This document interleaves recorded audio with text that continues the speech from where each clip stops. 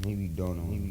This time, this time, this time, this time, this time to build, this time to build, this time to build, this time, this time to build, this time to build, this time to build, this time, power, this time to build, power, this time to build, power, this time to build, power.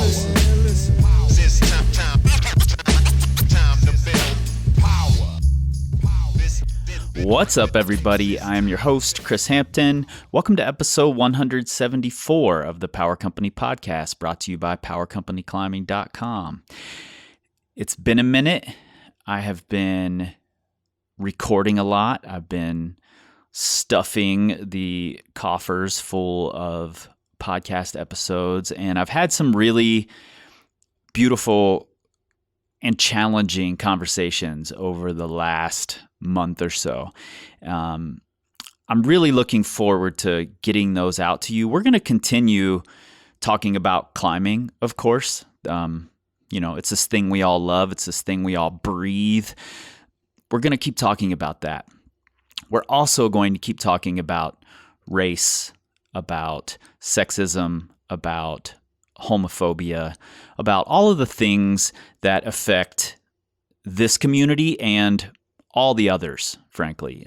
Climbing isn't special, and I think that's been shown in some really unfortunate ways recently. Climbing isn't special. There are just as many racists, sexists, homophobic people in climbing as there are in the general community. So we're going to keep getting stronger. We're going to keep getting better. And that means in climbing and in the rest of our lives as well. While most of my conversations recently that I've been recording have revolved around racism in the climbing community, I have had some great conversations just based on climbing as well. I sat down with one of my heroes, Paul Piana, and talked partnership and big dreams with him for quite a while, actually. So that and more coming soon. Just a couple of quick notes before we get started. We recently got a shipment of our footholds in stock. Most of those are gone already, but we do have a few sets of the Inductor 20s left over. Those are our favorite feet on our 45-degree wall. They're very, very hard to use on a 45, but extremely realistic to outdoors. They force you into positions that most footholds today just don't, because frankly, footholds are hard and time-consuming for companies to make. So the bigger and blobbier the foot, the easier it is to make, the more money they make. That leaves us with big blobby feet. Check those out if you've got a home wall and you're looking to step your game up.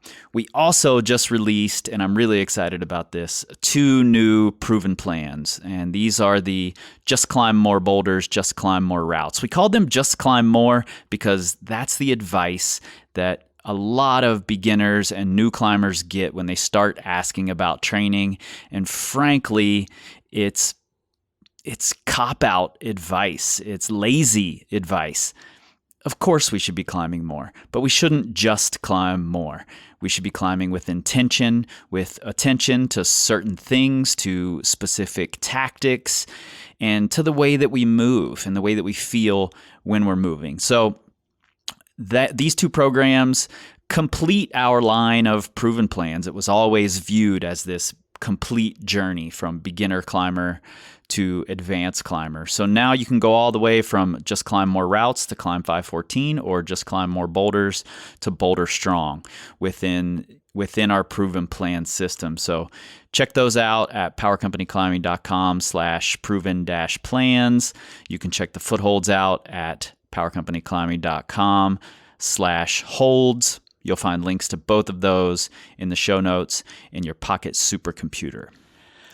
I also want to take a quick second to give a shout out to my friend Joe with Women Uprising in Australia. They have coming up very soon on the 5th of September, they have a virtual climbing festival that is the the first women of color, queer folks of color, and adaptive climber-led festival in Australia. We've been doing similar things to this in the U.S. for quite a while. This is the first one to happen in Australia, and it supports the climbing community, especially in a time of lockdown. There's still some lockdown going on in Victoria. This provides a mental support that a lot of the climbing community needs to connect to that climbing community that we all find so valuable. And it also supports the athletes and speakers and the panel speakers in the event. 60% of the speakers aren't working right now due to restrictions. So this festival is a form of income for them. We're supporting the climbing community, and we're supporting the people in the climbing community who may not see as much support as others. So you can find them at wuclimbfestival.com, or you can also follow the link right there in your show notes. All right. Today's episode is one I recorded a month or so ago with Mr. Clipping Chains himself, Chad Andrews. If you're not familiar with Clipping Chains, it's a website that talks to climbers mainly about financial independence. Chad has a really interesting story, and he gives advice in a similar way to how we approach climbing and improving at climbing. So his approach really resonates with me. And finances is something that we for some reason it's taboo to talk about, but it's something that's always a part of our lives, and it's always a part of my life as a business owner, as somebody who's recently moved to a new place and has completely switched their life and their lifestyle around. It's something that's in the forefront of my mind pretty often. And while I do a decent job at it, it's an always improving thing. And this conversation with Chad was really enlightening for me. And I think it's a good one for us to get back on track here at the podcast, life in general. Let's get into it. The best time to invest was sometime in the past. The second best time is now, because we never know, and I don't care who tells you, they say they know where the market's heading, they're full of shit, and you should run. This time to build power. This time to build power. This time.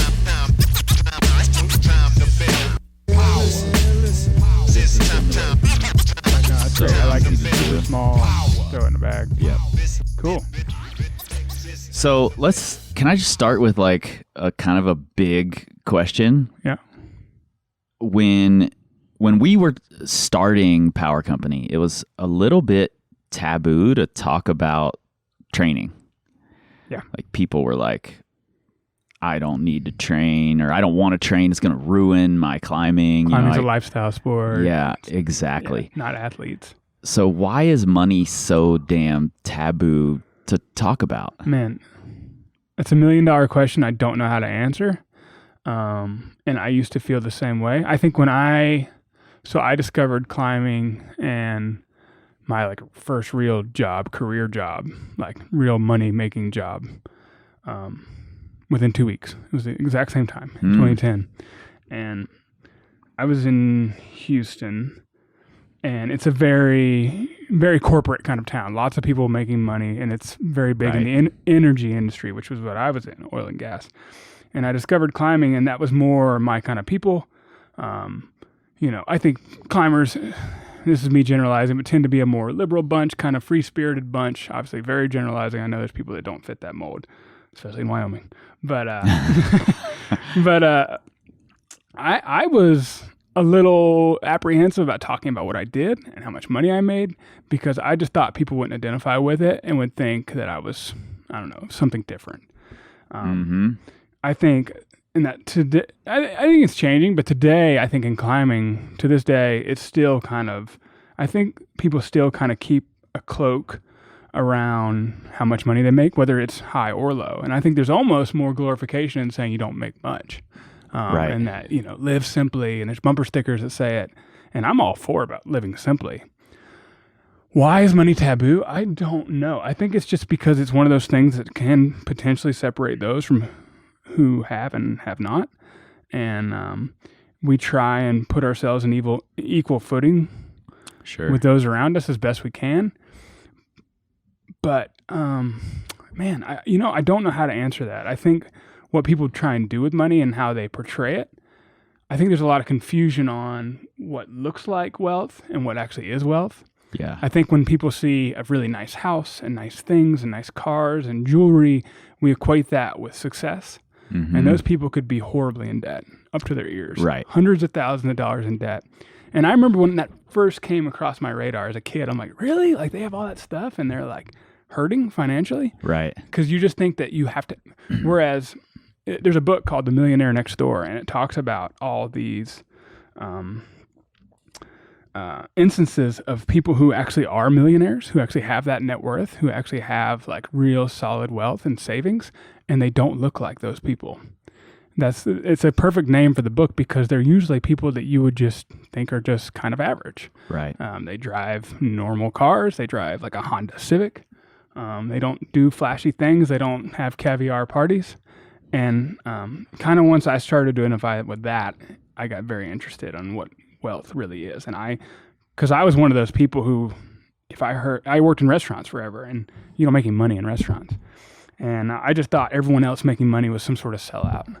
So I don't know. I'm getting off on a tangent. I don't know why money's taboo. I just think it's so interesting to me that it is, especially in this climbing space, because we've got this like revered history of climbers become successful business owners, the Yvon Chouinards and Doug Tompkins and Royal Robbins and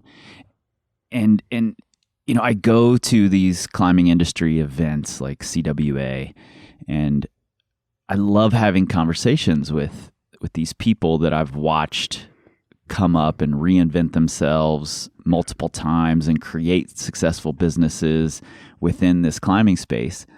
But then there is this taboo around how much money are we making, right? And even in the, not in the industry side of it, but if we look at just climbers, now we all want to have these, $70,000 vehicles that we're going to live in, and $70,000 is money, and you have to get that money somewhere. So it's just so odd to me. And I was curious if you'd seen any patterns in why. And I think you might be right that it's a separator, it's almost a divisive thing to talk about. And I do see it changing. I mean, you were alluding to $70,000 vehicles. I think we're talking about big vans. And I talked about this on another podcast. I think that is starting to be a little bit of instead of a Rolex, like now it's a very nice van. And I don't have any problem with that. You can make good economic sense with that. But I do think we're seeing a little bit in the last maybe 5, maybe 10 years of kind of money and flashiness entering climbing, whereas 10 plus years and back, it was like, dirtbag actually meant dirtbag. Like you slept in the dirt. You maybe had a beater car, but, the Camp 4, and that was still very much glorified. But now I think we're seeing a change, and I'm all for it. I kind of fit that demographic of people who have maybe the white-collar jobs, maybe have some location flexibility, and they're like, well, hell, maybe I don't need a house, but I'll put a hell of a lot of money into a van, but that's going to be my house, and that maybe makes great economic sense. So, I do think we're seeing a change, and I think that's why, this website I started, it felt like the right time to start talking about it. Like maybe 10 years ago, I would have been shunned. Like, how dare you, bring money into climbing. This is a pure sport, and we shouldn't be talking about, investing and building wealth. That's just dirty talk. And there's still going to be a contingent of that. Honestly. Absolutely. Yeah, there's always going to be.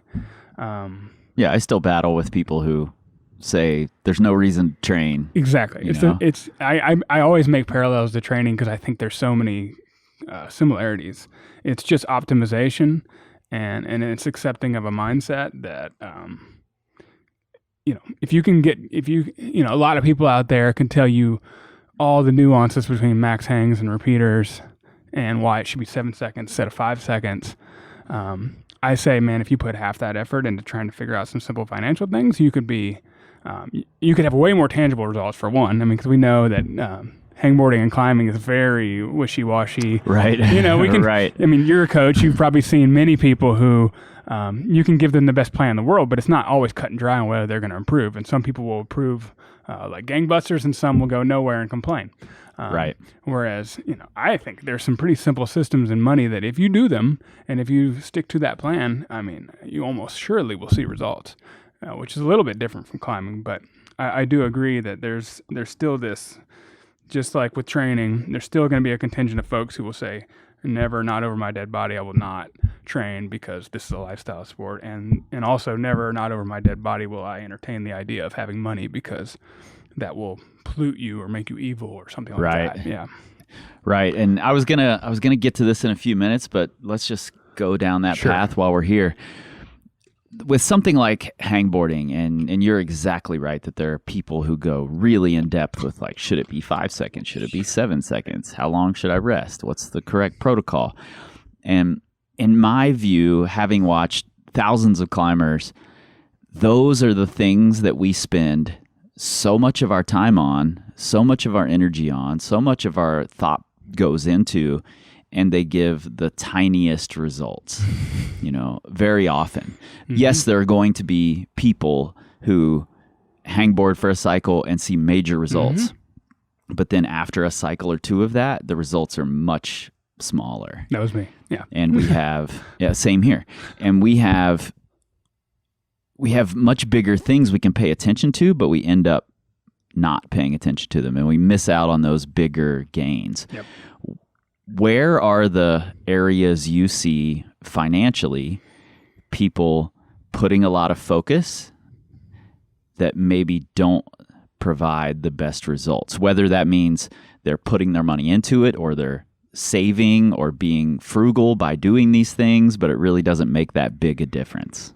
In general, I'd say I just don't think people put much effort into it at all. Mm-hmm. I think a lot of people, you know, they check their online checking account, and if it is in the green, we're good, you know. Right. And that was me. You know, as long as there's something there and you know the next paycheck's coming and you can buy groceries this week, then you're good. I think for people who are kind of the next level up, optimized, maybe I get this a lot actually from climbers. This is the feedback I get a lot, is that I'm good at being frugal. And this was always my hypothesis, and it's been borne out by people who reach out to me. They're like, I'm good at being frugal. I save up to 50% of my income, which, by the way, in most of society is huge. Like, most people really struggle with spending. Yeah. I think climbers, for all the reasons we've already talked about, that live simply ethos, are actually pretty good at saving. And now climbers more and more so have better jobs. Maybe they're nurses, doctors, lawyers. I mean, they're making money, but they don't see the reason to be spending tons of it. So they're actually good at making money and saving it, but they kind of stop there. And I talk about this a lot, and this is where people get a little puckered, is when you talk about the investing side of things. If you just leave your money in checking or savings, you're kind of falling behind to inflation. So every year, the stuff you buy costs about 2 to 3% more on average. Mm-hmm. Whereas, you know, your checking or savings account makes virtually nothing. So you're always falling 2 to 3% behind.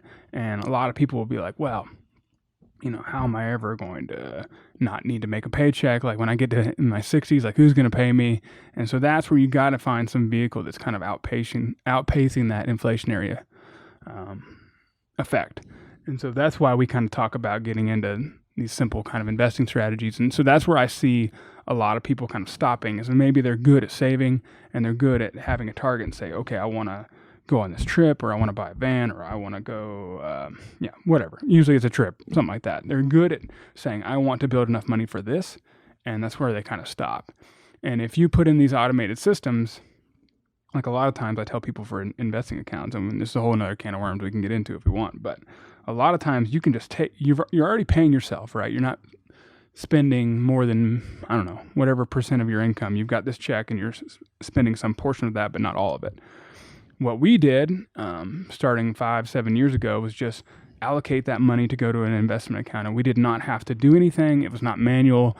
We set it up. A lot of these companies, these brokerage accounts, have automatic contributions. and you tell it where you want it to go, how often, and what you want to buy with it, and it just happens. And I love simple things, and that's one of those simple things that a lot of people don't take advantage of because they don't know, and I didn't know either. I think there's also this perception that like investing, again, is kind of has this essence of bad, evil, Right. kind of wrong, A little like, slimy. yeah, because you think of like the Wolf of Wall Street and people like, the old 80s style of like investing is like to, make shorts and bet on failure and things like that. Or, like The Big Short. Have you ever watched that? Always looking for ways to get rich quick kind of schemes. Yep. And what I view this is, and I tell everyone, is like this is a long play, and it's to build a lifestyle. I'm not thinking about 3 months. I'm not thinking about 5 years. I'm thinking like 40 years. I'm thinking 60 years. And so you just build these little systems. And I kind of think of training again to keep making that parallel. It's like you're not hangboarding for today. You're not hangboarding for your project even in a month. You're kind of hangboarding and training for 2 years out, 3 years out, 5 years out. And I think it's hard people to wrap do- your head around that. I think people do make that mistake of, I want to train, and I see this all the time. I hear it all the time. People saying, I need to get some power endurance before Saturday, Exactly. and I'm like, it doesn't really work that way, Yeah. Yeah, and I just get that all the time. I need to do this thing right now to set myself up for now, basically. And training is for the future, essentially. It's this long-term thing. And so, basically what you're getting at is that when it comes to money, people think about the immediate more than they think about the big future picture. Yeah, they're either saving for that trip in 3 months or maybe a year, or even people I worked with, in the oil and gas industry that had expendable income and wanted to invest. They were still thinking of like, like this stock's super hot. Like I'm going to make a killing on this and then I'm going to get out in 3 months. Like, and that's a very dangerous behavior and it's a great way to lose a lot of money. Yeah. And that's why these sort of things I think get a bad reputation because somebody's uncle went and bet on some crappy company like Enron or something and lost all their money. Yeah. And now these sort of things have a bad name and have a kind of just kind of dirty, slimy, like you said, kind of aura around them. Right. But what I appreciate about what we're calling, I guess, this financial independence movement is that there's a group of people who saw the possibility and just taking it easy, taking a long-term approach, and just doing things that are not sexy at all. And this is why I keep going back to training because I feel like training is very much the same way. No matter what your sport, it is very unsexy day in and day out. It's usually quite frustrating. Yeah. And there's no 1% growth session over session. You don't see it, you don't feel it, but you go back and you look in your journal a year, 2 years ago, and you're like, yeah, I'm a better climber for sure. I'm a stronger climber. All these if you're doing it right. And I feel like money is the same way. It's little things that you don't see on a daily basis, but it's not about chasing the big next thing. It's not trying to ride any sort of wave. That happens. Yeah. But you can ride it down too. And I'll try and stop touching the table. But so I don't even remember what your question is. I feel like I'm going off on a tangent. But Well, we were talking about areas we put a lot of effort that maybe don't have a big return. And I was thinking about this yesterday because I'm a DIY person. I love to do things myself because I love to learn things. It's less of a I need to save money thing and more of a I just want to learn how to do this thing. Yep. And I also feel like if I learn to do it, I'm better prepared to hire someone to do it in the future. Exactly. I feel exactly the same way. Yep. And yesterday I cut this tree down. There was a tree here that I'm like, I want to get rid of this tree, and we've been planning to, and I went back and forth like, I don't know how to cut down a tree. Should we just pay somebody? It's very close to the house. It's leaning toward the house. I don't even see where it was, so you did a great job. I don't even see the stump. Exactly. It's right there, hidden under that sawdust. But for the record, he did a good job. and I didn't damage the house, which is a huge plus. And it was just a fun experience for me. But next time, I'm going to pay somebody to cut down a tree. Right. And I think that we get caught up in this DIY thing as a money-saving tool, and it's not always. Sometimes it can be, but oftentimes you end up spending 14 trips to the hardware store to buy all these new tools. You're spending hours and hours and hours of your time, and then you end up with this thing that would have cost you much less to just have it built. Yeah, I completely agree. And just on the being frugal side of things, I talk about this in like 2016 when we really got into saving and investing, and we wanted to maximize our savings to the nth degree. We went too far, and I refused to pay anyone for anything. And I was all about DIY, which is great because you do get some skills. And then, yes, when you hire someone, you start to understand like what they do and whether they do a good job with it and whether what they're charging is reasonable. But you also can miss the forest for the trees and make your life miserable when, is a few $100 going to make or break it? Probably not for most people. And like when we just left Denver, we hired a moving company, and I didn't want to do it because I'm like, man, it's like $600-700. It's like we can just strong arm this stuff, but it was me and my wife, and I'm like, man, money well spent. So you have to find. Yeah. And we've talked about this, and I write about this a lot. Where people spend money is usually 3 big areas, and it's housing, it's transportation, and it's food. And if you're obsessing over, a little $300 one-off expense, it's probably misplaced priorities. Right. And so those sort of things I see is very common for people who do get really frugal. They'll kind of go overboard on little stuff and be missing the fact that they're paying way too much for rent or something like that. Right. These really big things that are recurring expenses every single month that we kind of just take for granted because it's like, well, I got to live somewhere. There's the common like fancy coffee conversation about save this money, save your $3. Make coffee at home, right? And yes, that does add up. Sure. But there are bigger places we could be paying more attention. Yeah, you have to be mindful of the death by 1,000 cuts because that can happen, But it's usually some big ticket items, just like in climbing. Like, don't worry about 7 versus 5 seconds. Are you focusing on skills? Do you have like the foundations covered before you're worried about, 7 versus 5 seconds on a half pad edge? These little things that we kind of get obsessed over. And I think it's just human nature because especially in a sport like climbing where there's very few tangible things that we can latch onto. Yeah. I think we get really wrapped up in those. And, but man, I always tell people if you get that into training and climbing, you'll find money to be a breeze. Like a lot of this is just a little bit of research, maybe for a few hours. And you can get some systems in place and then it's autopilot from there. It's easier.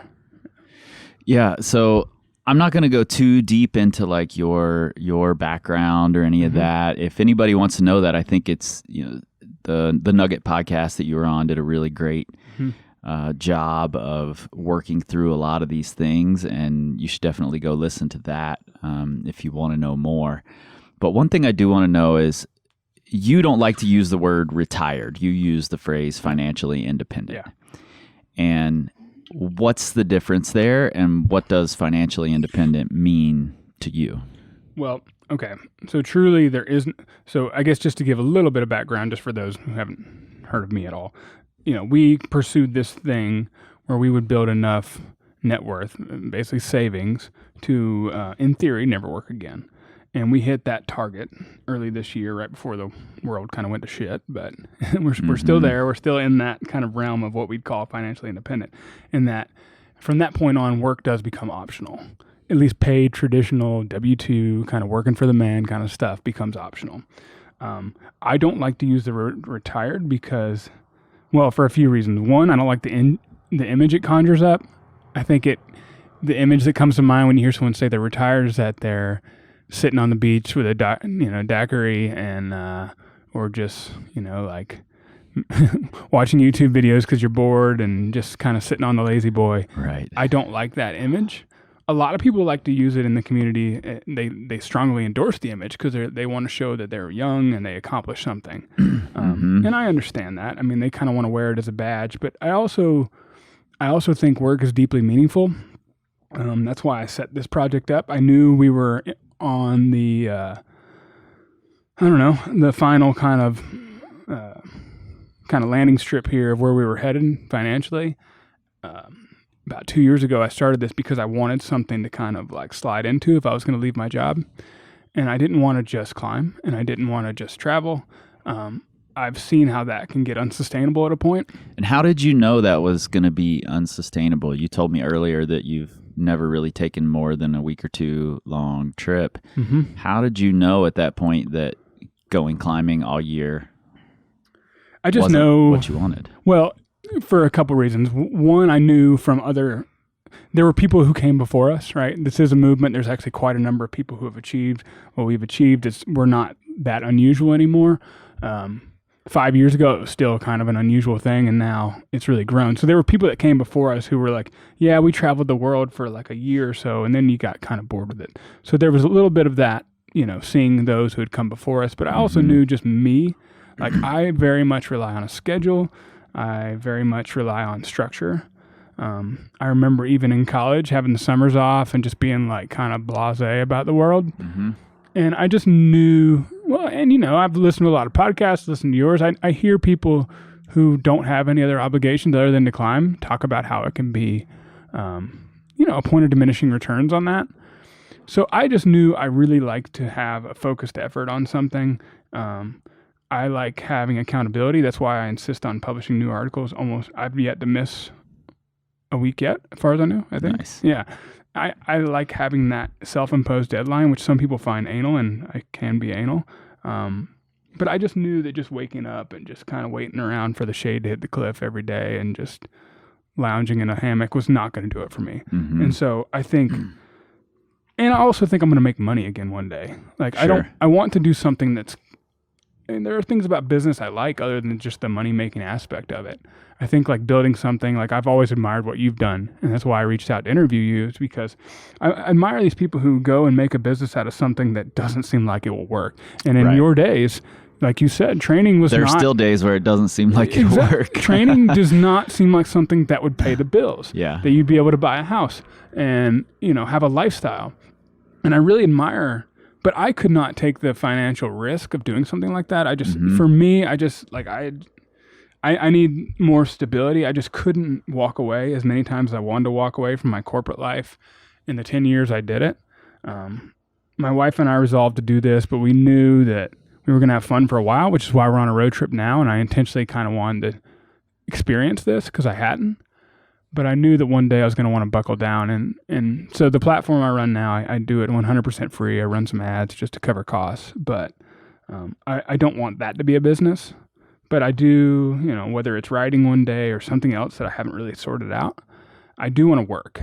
And I want to have something that maybe doesn't take 8 to 10 hours, like doesn't feel like a slog like a traditional job does, and ideally doesn't require a commute or bosses. I like being my own boss. Yep.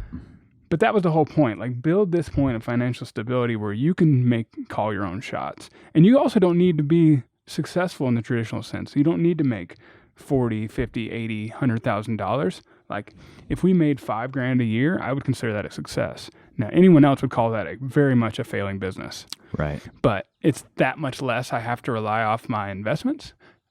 It's what's called sequence of return risks.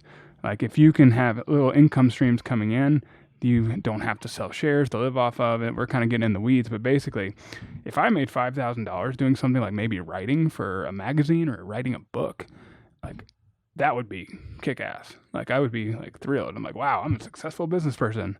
But by any other standards, that wouldn't cut it, And you'd have to go get another job or really push on the marketing or something to build it. So that was my goal. And so that's why I retired. That word doesn't do it for me. And I also kind of think like, if you told somebody that, like if I told my neighbor on the street, like, oh yeah, well I recently retired, they'd be like, what? They would just automatically assume that maybe, I don't know, dad died and I got some huge inheritance. Right. Absolutely. Or some sort of trust fund kid. I don't know, man. I just it's still hard to talk about. And that's why I started this website, because money's taboo. And I started as a way to kind of talk about things I didn't feel comfortable talking about in person. Yeah. And I'm glad that people seem interested now. But at the time, there's no way, even to this day, that someone I don't know well, I would walk up to and be like, well, I quit my job because I don't have enough money to live off of forever. Yeah. And well, there's definitely a taboo in America anyway around not working 60 hours a week. That's another thing. When I was painting murals, and I would be talking to some of my coworkers and other contractors would listen in, on my future plans, or if I was on a construction site working on a mural and I told the head contractor, I'm not going to be here on Tuesdays because I go rock climbing on Tuesdays. Right. He's like, what in the hell are you talking about? You can't leave in the middle of the week. 100%. And I'm like, watch me. That was my experience in corporate America, 100%. Like I worked for, especially the last company I worked for was very much work hard, play hard, small company, kind of driving ethic. We were given lots of vacation that they didn't expect you to take.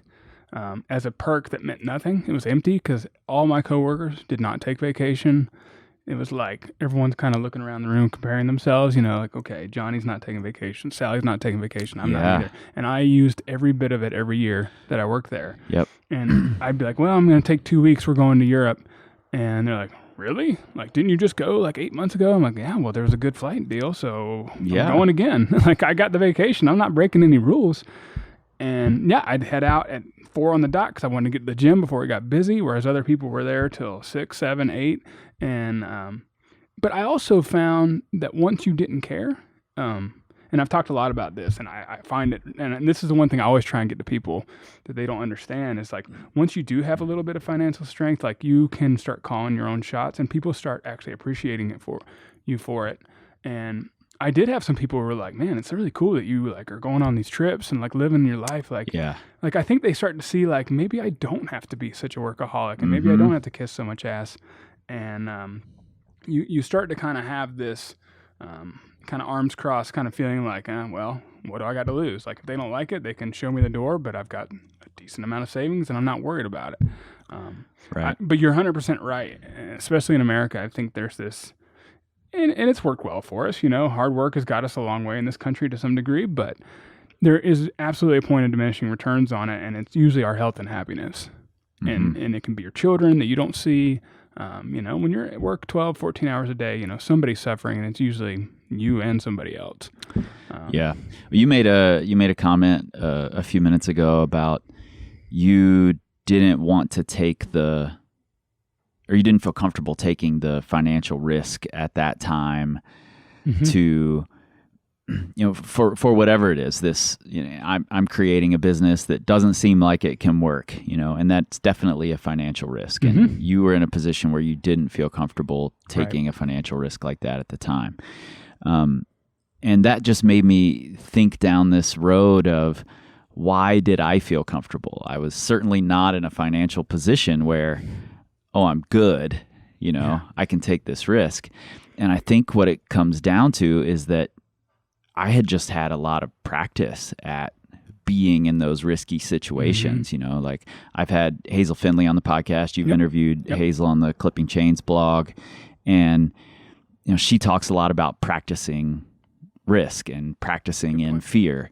And, I grew up in this situation where at 16, I moved out, lived on the streets, and then pretty much every year from 16 until recently, the last 3 years, there's been a point every single year where it's like, okay, the bank account's almost empty.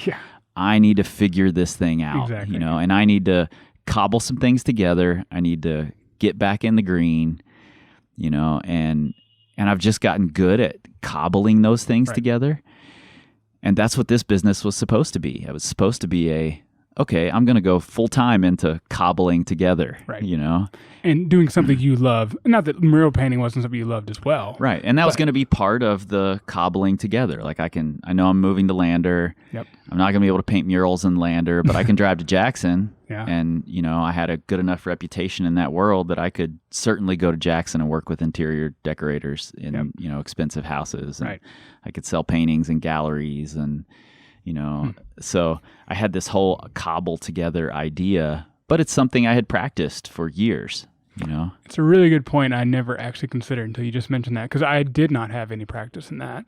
I came from a pretty comfortable middle-class existence, not so unlike many climbers. I think, we talk about privilege a lot. I think climbing is one of the more privileged sports there is. Absolutely. I mean, a lot of us in come... a lot of ways. A lot of ways. Not a lot just of us, financial privilege, but racial privilege. Yep, and exactly. Yeah. And so I think a lot of us come from pretty cushy backgrounds. And, I went to college and I went and I knew I had to get a good job, and I did that very traditional path. So there was nothing in my upbringing that either enabled or even required me to get uncomfortable and take big risks. And so I didn't. And so I just did the traditional path. I went to college again, got a master's, and then I went and got the big corporate job, which which to this day is still considered a damn good path. Like, that's supposed to be successful. For sure. Unfortunately, and I've talked to more people than I care to admit, that a lot of people get those jobs and are not super happy with the results. I mean, I think a lot of workplace culture, all the things we've talked about, overworking, kind of burnout, those sort of things, there's probably a little bit of generational kind of like, there's probably a little bit, maybe the jobs haven't changed that much, but people's perception of that kind of world has changed. But, it's really interesting that, someone with your background, like, what do you got to lose? Like, right. You've seen worse, so why not just try? I knew I could figure it out. Yeah. So why not just jump in and try? And then I just followed the successful elements. Yeah. Rather than stick to this plan I had built to cobble things together, I just followed the successful element and kept building on it. Kept finding what parts of it do I enjoy and build on that.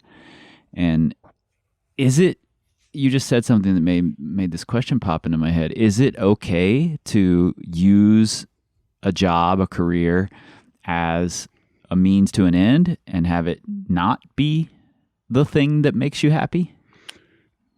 Yeah. So, I mean, that was the approach I took. I mean, I knew very early on that I didn't want to do this forever. It took me 2 weeks or so to realize that. It was very quick. I'm like, office culture, like, for one, I was in Houston. I was not in the city I wanted to be in. Nate, do you hear that? Yeah. Sorry, buddy. We've talked. He knows. So, yeah, I knew I wanted to. So, yeah, I was like, this cannot be forever. I thought this would be something that would do 3 years, and I'd go back and get a PhD and, like, be a professor. That's what I really wanted to do. But then once we kind of discovered this whole financial thing, we were like, we could use this as a building block for something else. And we decided to go the full Monty. And on the Nugget, I talked with Steven about this. It's a sliding scale. And I've got a guy I'm interviewing right now, otherwise a pretty normal dude. But he actually wants to use these same methods as just like, okay, I'm going to work in this kind of, I did the traditional thing. I got the engineering degree, and I'm going to go into a corporate job. And by the way, this doesn't have to be like high salary engineers kind of stuff. Sure, you could be a teacher and do the Yep. same methods.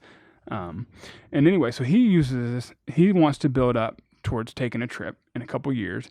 And knowing he has a very solid financial background, he can then say, well, okay, well, maybe we pursue that more meaningful work that doesn't exactly allow us to save a ton, but pays the bills, and we've got these other background investments that are kind of building, and we're good. Like, maybe I won't go back to corporate America. Maybe I'm only going to do this for 3 to 5 years.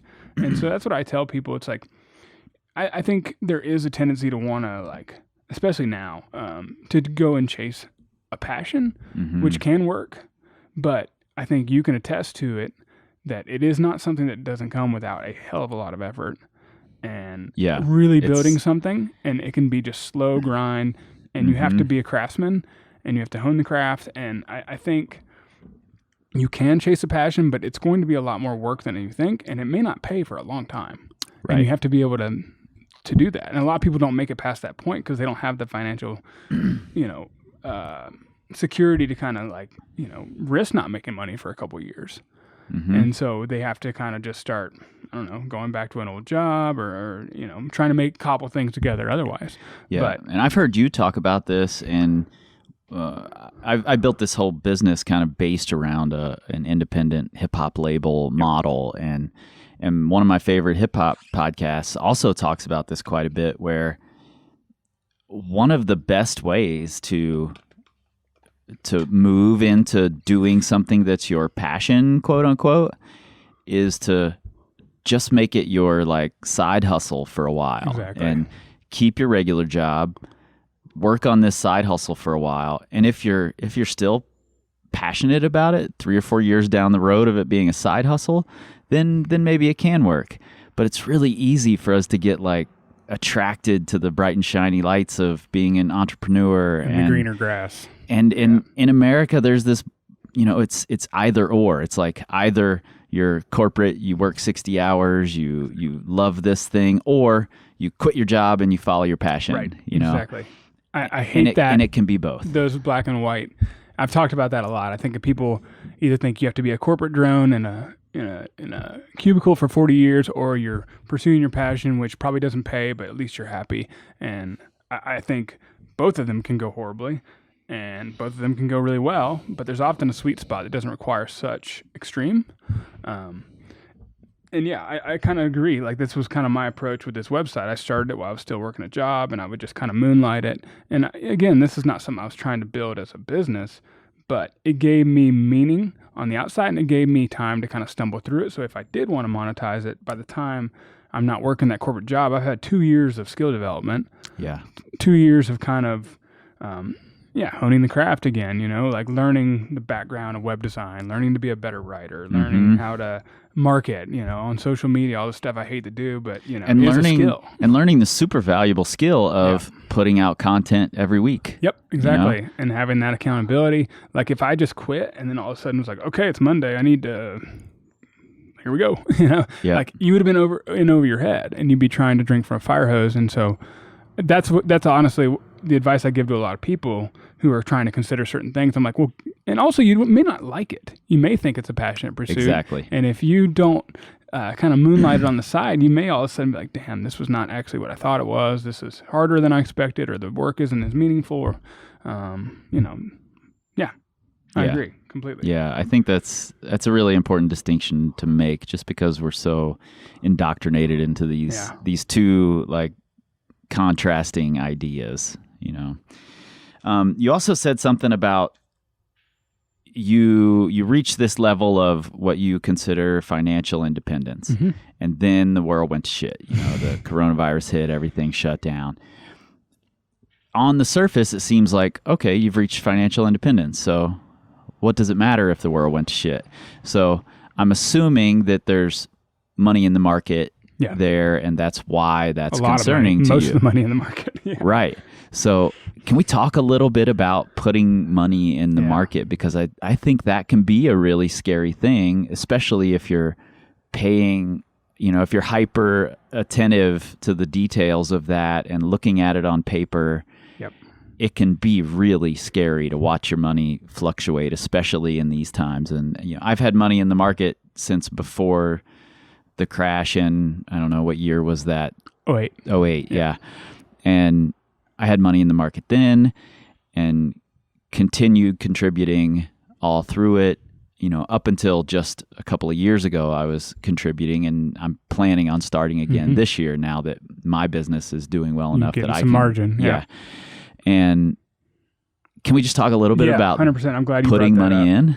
I think that's one of the most underappreciated things. Like, I'd say up until February 2020, every investor was a great investor, and they were all very confident. Right. And everyone was making money, and everyone knew all the right things to say, and was like, I'm strong. I'll never take my money out, because the idea is that you're always contributing, like, at least once a month, and you leave it in, and that volatility comes, but you're a strong badass, and you have nerves of steel, and you'll weather it.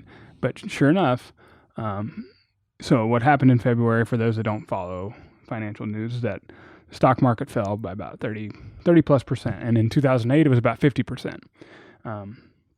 So if you're someone like me and you have 95% of your money wrapped up in the stock market, which I do, that means 95% of your money takes that ride. So we lost 30% of our life savings in That's February. Terrifying. Yes. But I'd also made a plan years in advance. I knew what I was getting into, and I knew that these sort of things happen on average every 10 years or so. These are the forest fires of the economy.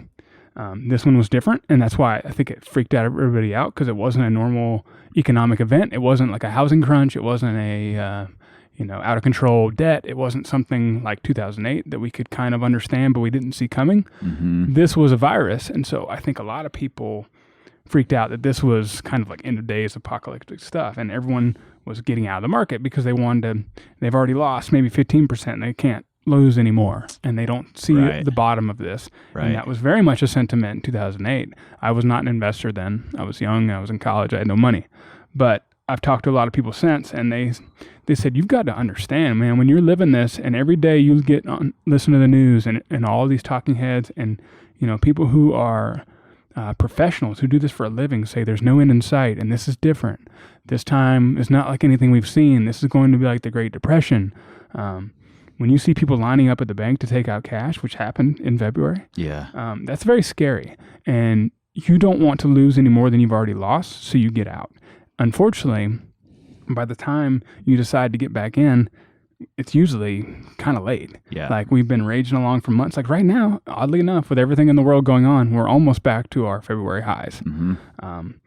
It's hard to believe, even for me. I had a guy ask me a month ago, was like, is this a time to invest? Because it kind of seems like everything's kind of back up, but the economy doesn't feel good. And I'm like, man, yes, it is. Because the best time to invest was sometime in the past. The second best time is now, because we never know. And I don't care who tells you what. If they say they know where the market's heading, they're full of shit, and you should run. If you've got an investor that says, I know this is, or if you've got like a financial advisor or something that says, this fund is going to be a winner, run. If you've got anyone that has any sort of idea of what's going to be better in the future when it comes to the stock market, run. But in general, as people are apt to say, the stock market always goes up. And that's a long-term trend. We know in the short term, it will not always go up. We saw it tumble fantastically, like in a rate we've never seen before from February to late March. But we know that this too shall pass, and one day we'll be sitting much higher than we were in February, and that will all be a distant memory. There are people who in maybe March of 2009 thought this would never end, and that was the bottom of the market after the 2008 crash. And then for 11 years, it climbed and climbed and climbed and climbed, and we were due for a crash, and hell, one came. And so that's just the game you play, and you have to know that these sort of things happen. And yeah, it was hard to watch and know that your life savings is tumbling by, in some cases, 10% a day. Yeah. That's what happened. But you also made a plan, and the worst thing you can do is change the plan in a time of crisis, and that's whether that's your money or your or anything. I mean, you made a plan for a crisis and you stick with it. And so that's one thing I talk to people a lot about. I'm not a financial advisor. I don't charge for my services, and I certainly don't take on any legal obligation for them. But one thing I tell people is you have to understand the psychology of what you're getting into. This will make you wealthy. I guarantee you it. It may not be tomorrow. It may be 20 years from now, but you will have a lot more money than you did today. But you're going to have to ride some waves. And that's just the game. And that's why the stock market gets a bad rap, because when it bottoms out, people freak out and they run to cash, they run to gold, whatever. And by the time they're like, shit, things are going well, everyone thinks they can buy high or sell high, buy low. What happens is the opposite. They sell at the bottom because they're freaked out, and then buy somewhere towards the top when things are looking good again. And they repeat that cycle, and they don't make any money in the stock market, and they, wax poetic about how bad it is.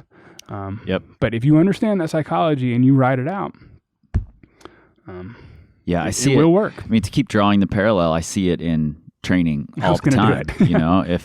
If somebody has a few sessions where their weights on their hangboard had to drop, if you quit there, you have a bad story about training. Like, training doesn't work. It made me worse. I've heard them too, and I don't even do it for a living, so I'm sure you've heard of many more. Yeah, and that's just not the case. If you take this much longer approach and you take this bird's eye view of it and spend years doing it, you will improve. There's almost no way to not improve if you're doing it intelligently. And there's a funny... And just keeping stock in it. There's a funny study. I don't even know if it's a real study, but it makes total sense. It's kind of always, it's like a little bit of an urban myth, but there's probably some truth to it. They did a study of who kind of beat the market or kind of did the best over a 30-year time frame, and the people who did the best were those that had either died or had forgotten they had accounts or didn't know they had accounts. Maybe they were inherited and they just sat. So the fact that they didn't know about it, they did incredibly well. But the people who were always checking, who are always reading about finance, trying to see like, well, I think the market's going to be going this way, so I'm going to start doing this, or I'm going to sell this and buy this, and trying to actively manage, those people almost always underperform just the market as a whole. So my philosophy is I just buy these index funds that mimic the market as a whole, and I am completely satisfied with being average. And average. I'm glad you said that because most of my money is in index funds, and I tend to take the approach of I don't even want to look at it. You should just let it do what it's going to do, and over the course of time, it'll end up on the positive. Now, I will say when we were kind of in this like wealth building mode, we would check once a month. Right. But we made it manual. There are apps where you can just check every 5 minutes if you want on your phone. You can see your whole life savings there. And it's probably addicting to do that. And that's why I don't recommend it. People like it because it's so easy, but I'm like, I kind of am glad I don't have access. I have to actually go into an Excel spreadsheet and manually add up, this account and this account and this account, sum them. And we would do that once a month because at that time, most of the time it was growing. I mean, from 2000, last 5 years, things were largely good and we were pumping more money into it every month. So it was a motivating kind of system to do that once a month because we'd be like, hey, we grew by X percent month over month. That's very tangible. Now we're excited. But once I got to the point where I left my job, I'm like, honey, we're going to cut that way back. Let's check that every few months, maybe. Some people do it like once a year, and that's it. And just kind of check in because there is that psychology of like, when you're constantly checking in. I mean, hell, if you check the news 5 times a day, I guarantee you're more stressed than if you miss it for 3 days. Absolutely. And I want to be an informed citizen, but there is absolutely a point of diminishing returns because your brain starts to go in different places when you're a little too informed. Yeah, I agree. And again, with training, it's really fun to see the gains, and then you get really invested in those gains, and you're looking constantly, and then it's really easy to tumble off that hill if you see a session or two where those gains don't happen.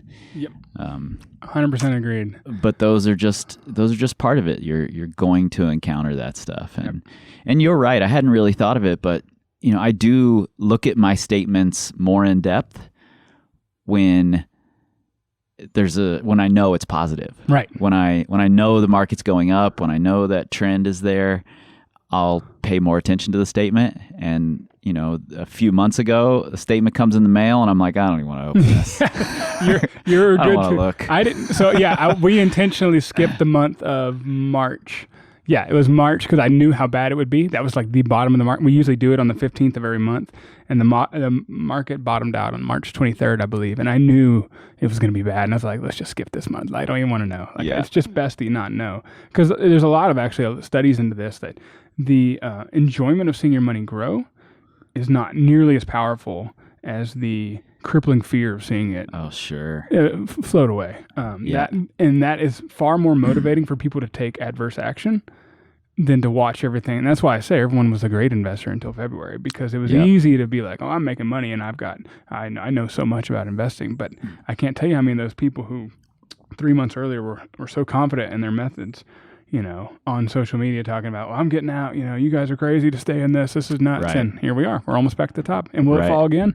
One day, absolutely. Yeah, sure will. It will. I love this phrase that you used, that the best time to invest is now, and the best time to invest is in the past. Sometime in the past, and the second best time is now. Yep. And I don't know if you made that phrase up or if you got it somewhere, but I'm going to credit it to you regardless. So generous. From here on out, that's your phrase. And that's totally true about training too. I hear people all the time concerned about, well, I don't want to start training now. I'm going to wait until this moment. Yeah. And I'm like, what if we just swap the word training for improvement? Yep. Like, do you want to start improving now? Do you want to start building better habits now? Yeah. Or, training doesn't have to be this super micromanaged, add a half pound to your hang every session kind of a thing. There's a lot more to it than just that. Yeah. So, taking that jump into investing, even if it's very basic, let's just put some money into this index fund. $50. Yep.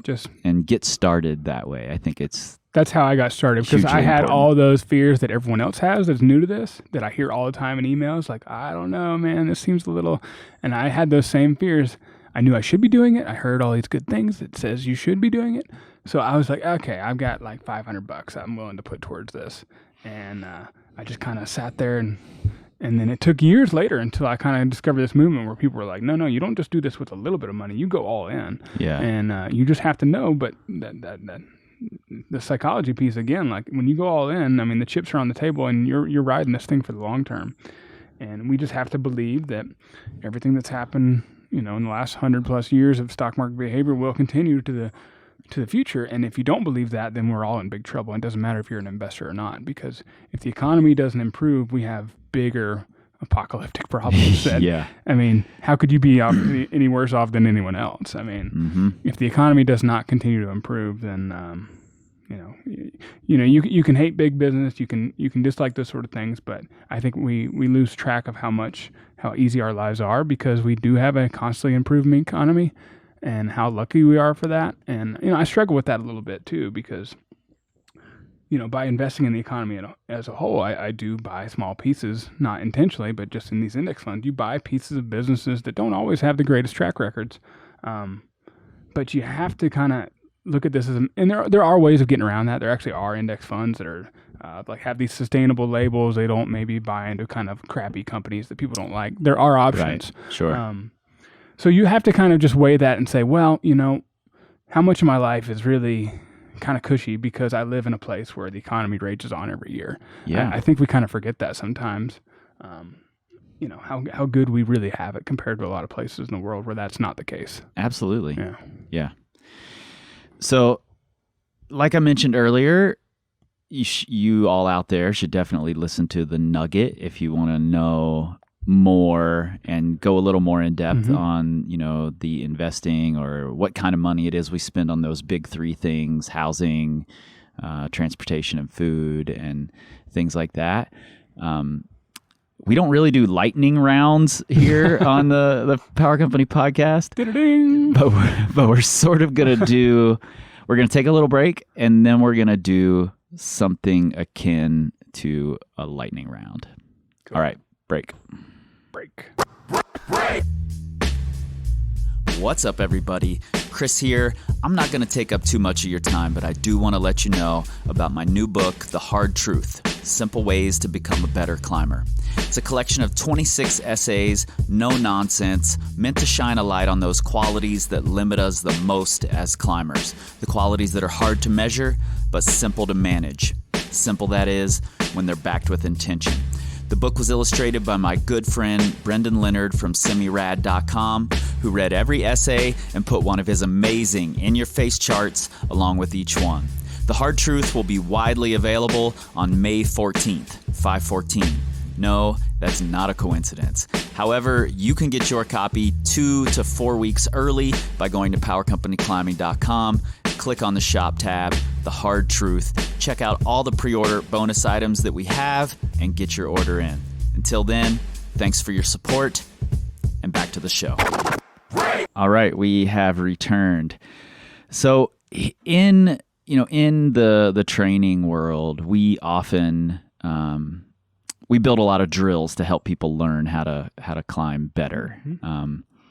And we also hear a lot of rules that we don't necessarily agree with. Things like keep your hips close to the wall and, climb precise all the time. And I think there's a lot of value in learning when to keep your hips away from the wall, when to not worry so much about precision. And, just if you watch Adam Alder climb, he's maybe the best example in the world of this, where he doesn't look precise at all a lot of the time. He just slops his foot wherever, And I'm like, oh, what happened to those like laser toe point, drills that I had to do when I started climbing? Adam Alder doesn't do it, but then when he needs to, he can focus in on that thing. But he's got all the skills. Right. So we do a lot of contrasts when we're building drills. Maybe one of our most famous are the sloth monkey drills, where you climb once like a sloth, really slow, controlled movement, and then you climb it like a monkey, where you're trying to use your momentum, and it's a little faster and a little more out of control. There's more chaos to deal with. And by learning both of those skills, you become a more complete, better climber. And it occurred to me, preparing for this, that there are a lot of contrasting ideas when it comes to money. And it isn't necessarily true that one is better than the other. They just fit different situations, and maybe understanding both is good for you. Yeah. So what we're going to do in our slow lightning round is I'll give you a contrast that I think also works for the training world, and let's just riff on that a little bit. Yeah, Sound good? Yeah. All right. Let's start with effort versus effortless. And the way I see this happen in training is like we watch pro climbers and we think, oh, that looks so easy. I want it to look like that, and then we end up in this place where we're never giving full effort because we always want it to look easy, and it doesn't look good if we're giving a big effort. Got my weak spot. And I mean, mine too. That's something I've spent a lot of time working on. Want to now. look in control. Yeah. And I think it's important to be able to switch into that gear where you are giving a huge effort and it shows, and you might still fall off, but accessing that level of effort versus, I always want it to look smooth and easy and effortless. Mm-hmm. I've heard you talk about finance in the same way, that effort is hugely important in it. What do you mean there? Because oftentimes it looks really easy, like, oh, well, these people just have it dialed. They're money people or whatever, right. Number people. They're investing geniuses or whatever. Yeah. Well, one that comes to mind just as you were talking, there's actually many, but I think in my case, I hate that it's my story, but it is, that I had a good income, and therefore that's why I must be able to retire early. And that only people who have good incomes can do this. For one, that's patently false. I could send you many examples of teachers on entry-level teacher salaries who became financially independent. So I think there's a little bit of that saying, well, okay, because you had this big income, I don't have that, and so therefore this doesn't apply to me. I'm going to move on. I've had a lot of people tell me that, well, I only make this much money, so it's really hard to save. So there's a couple limiting beliefs there. There's that you can't save more on any income. I do think there's a point of diminishing returns on that. I don't think people should live like paupers and just, bare bones kind of spending. But I think there's a lot that people don't do to increase their income. If you're in a kind of traditional job, I mean, there's so much you can do, whether that's taking on additional responsibilities, and even outside of your work hours, like we talked about, kind of moonlighting a passion. Like a lot of those things will side pay. Hustle. Yeah, the side hustle. I hate the term, but it's from the hip hop world. Yeah, totally. That's the one I use. Yeah, and well, they use it in the personal finance world too. It just sounds so dirty, doesn't it? But yeah, I mean, like a lot of things people can do on the side, it may not be enough to make a livable income immediately, but if you can add income, all of a sudden that you didn't need to survive on before, and you just keep your spending the same it was, all of a sudden that's something you can now leverage. And again, getting back to the kind of the passion projects, that sort of thing, I think when you see someone, maybe even like yourself, who's got, like from the outside looking in, I want to say it's a successful business, but you may not, see Chris Hampton as somebody who actually put in a hell of a lot of work in the background to get this where it is, and probably still to this day works maybe a lot more than a 40-hour work week, right? And has no real weekends and has no real off nights. That this is a business that it has to be run all the time. So I think people need to realize that, what can you do to change your situation if you're into this if you want to improve your finances, but B, if you want to get in more meaningful work, recognize how much that's going to take and the benefits that come from that, and being a master at what you do, and that being, like Steve Martin said, so good they can't ignore you. Yeah, I love that. Yeah, and it's like the greatest simple quote. I love it. If you're so good at something, then you won't be ignored, and someone will pay for your services. Yeah. Yeah. And that one leads me right into our next lightning prompt here: quality versus quantity. I see a lot of people think that I just do more, or I see people fall into the trap of, I have to make this super high quality, I never have to do more. Mm-hmm.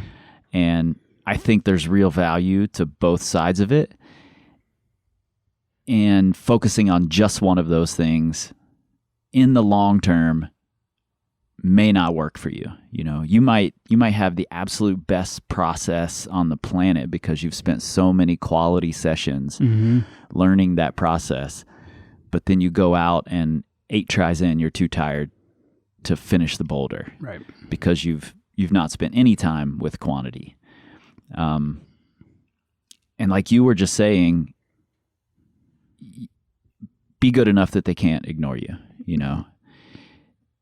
That's a quality thing. But then there's also quantity of hours of time spent of trying and making mistakes. Talk to me a little bit about quality versus quantity in the money world. Yeah, maybe this isn't where you think I would go with it, but again, getting back to my kind of story from several years ago when we went all in on this and we got very overly quantitative about things, and we were all about maximizing. And I think this is a very common story that you get into this, and whether it's this in terms of finances or get into this in terms of climbing, and you get overzealous and you try and go all in at once and shoot for the moon instead of recognizing the long game.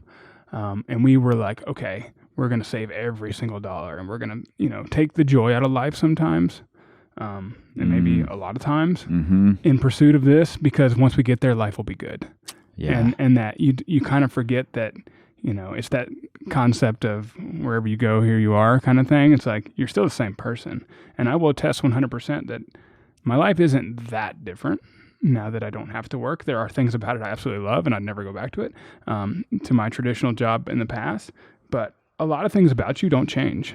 I thought I'd have all the time in the world to do all this stuff. I'm going to go and volunteer my time and all these sort of things. Like, if you didn't want to volunteer before, you're still not going to want to volunteer. You're still going to find excuses to fill your time other ways. And I hear this a lot. And so I guess in terms of quality over quantity, like, we kind of got too obsessed instead of recognizing that there is a journey and a lot of good things worth pursuing in life. And that, you can hurry things along, but it doesn't change the outcome. You may get there sooner, but then you also might be like, okay, well, actually, I haven't really built a life that I'm happy with. So when we slowed that down, I think, and kind of built some processes to enjoying life now, I think that's when we started making it more quality and kind of took the quantitative aspects out of it and said, all right, let's just spend a little bit more money. I mean, this is actually, there are things worth spending money on. Spending money is not terrible. And I think we convinced ourselves that anything other than the essentials was wasteful. And I think there's such value in making mistakes or going too far down one road and realizing you have to back up. I'm glad we did it. So learning all those quantitative ways and understanding what happens when you go that direction just informs the path that you take next. Right, like cutting down the tree might have really sucked. But you're glad you did it, and now you know what it's all about. Yeah, I was positively giddy when it fell where I thought it was going to, but I was terrified up until that moment. Yeah, and we're glad we did it because, talking about the psychology and market falling, like if there was another big calamitous event, and we really did have to cut our spending to calamitous, I like that word. To live within our, we won't get in the investing. You have to live within you can only withdraw a percentage of your net worth every year to make this sustainable, to make it last, because you need that market growth every year. For the rest of your life. But if the market really did fall and we needed to cut back, we know we can do that and still live a pretty good life because we did it several years ago. Right. And it wasn't that bad, but it was also unnecessary. And so maybe cutting the tree was unnecessary. You saved a few bucks, but you're like, okay, I have that knowledge. I can do that again. I'll probably do it better than the last time, but I'll happily pay for it. As long as I can. Yeah. Yep. Absolutely. Yeah. Oh, that was good. How about romanticizing versus practicality? I think as a society in general, we have all these romantic ideas about things, and they've been exacerbated via media or whatever. And maybe in training, one of those is this, like, and I've said it. I mean, I've actually made the statement that the best way to get better at climbing is to climb. And I still agree with that statement. But if we romanticize it and it becomes all about just going out and climbing more and doing only the things that inspire you, there's also a lot of practicality to, I need to buckle down and focus on this one thing that I'm really bad at. It may not inspire me. Right. It's not this big romantic idea, but it's going to make me a much better climber if I put that time into this thing that might feel like drudgery a little bit. Right. So 100%. I think when you talk about romanticizing, so the early retirement's got to be one of the most romanticized things there is. Yeah. To think of not having to work again sounds so incredibly intoxicating, and I fell for it just like anyone else. But the downside of it is I know people who have achieved early retirement who are very depressed. And there are people who achieve traditional retirement that are very depressed. And a lot of the reasons are similar. It's because maybe there's no structure to your life. There's no meaning. There's nothing that gets you up out of bed other than just, because the zest of being able to travel and see the world, like that's going to wear off. Just like we talked about earlier, like just climbing all the time would probably wear off. It'll be great for a while. Otherwise, you've got to start building meaning. And so I worried about that a lot.